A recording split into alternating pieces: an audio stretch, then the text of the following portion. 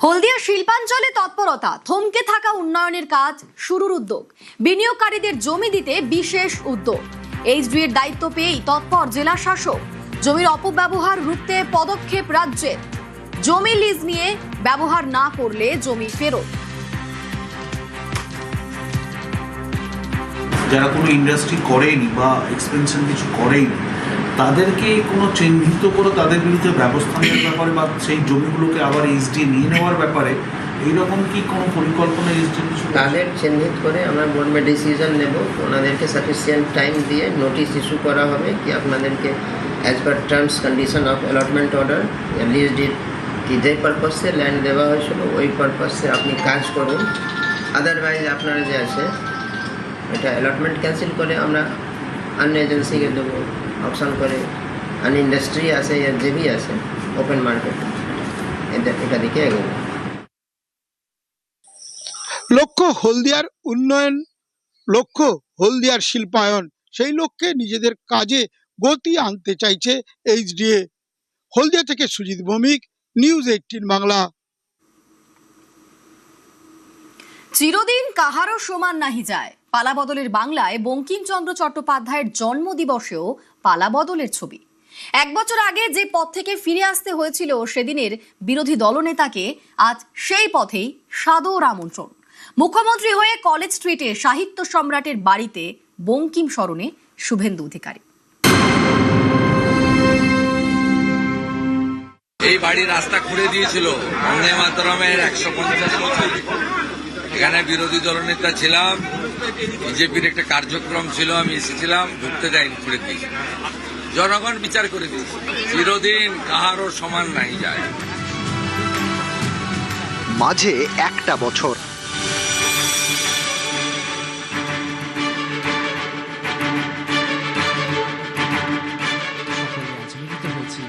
College স্ট্রিটে বঙ্কিমচন্দ্র চট্টোপাধ্যায়ের বাসভবন। এই বাড়ির দোরগোড়া থেকে ফিরতে হয়েছিল সে সময় রাজ্যের বিরোধী দলনেতা শুভেন্দু অধিকারীকে। রাস্তা খুঁড়ে গর্ত করে তার পথ আটকানো হয়েছিল। ভাঙা রাস্তায় চলতে গিয়ে পায়ে চোটও পান তিনি। অবশেষে ভাঙা মনে শ্রদ্ধার মালা হাতে নিয়েই ফিরে যেতে হয়েছিল শুভেন্দুকে।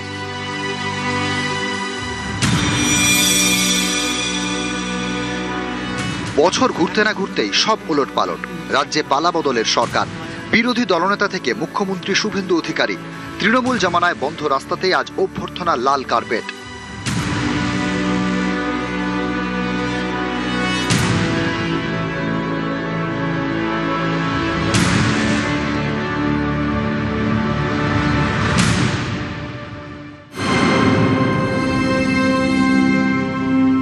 এই বাড়ির রাস্তা খুঁড়ে দিয়েছিল বন্দে মাতরমের 150 বছর। এখানে বিরোধী দলনেতা ছিলাম, বিজেপির একটা কার্যক্রম ছিল, আমি এসেছিলাম, ঢুকতে দেয়নি, খুঁড়ে দিয়েছি। জনগণ বিচার করে দিয়েছে, চিরদিন কাহারও সমান নাই যায়।